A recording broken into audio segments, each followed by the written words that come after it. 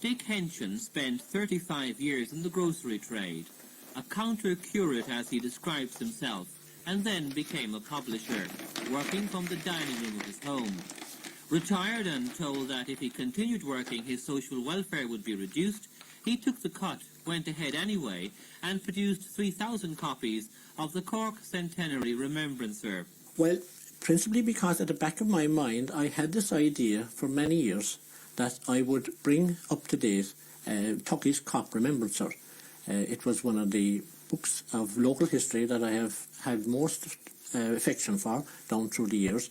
It doesn't give a great deal about the mainstream events of Cork history, but it gives a great deal about the side issues, the little things that happen in the out-of-the-way places. So how are you now distributing the Remembrancer? For example, you've acted as your own publisher, effectively.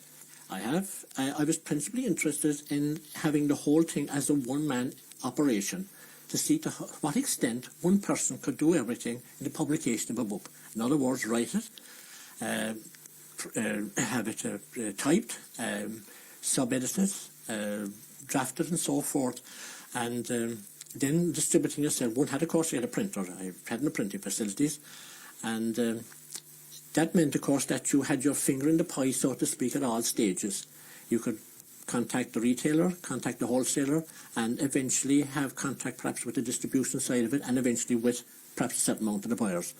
And I was really interested to see to what extent one person could do all that. And are you satisfied it can be done as a one-man job? Yes, I am, yes. One has one's ups and downs, and of course, as you go along, you find that there are a good deal more impediments and barriers than you would have expected to start like. But it's overcoming those. Dick's book charts the history of Cork in 1887, showing how tough the courts were. Yes, very tough entirely, particularly as it would appear on the poorer people. And I can show here one little reference here, which is probably an extreme example of it. Here it is.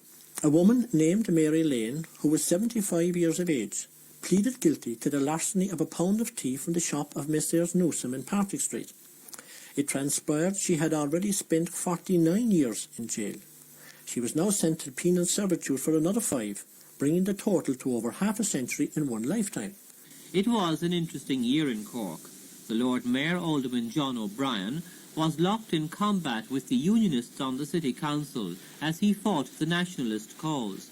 And the courts jailed the local Member of Parliament, William O'Brien, another nationalist, for 3 months for seditious speeches. And then you have history repeating itself.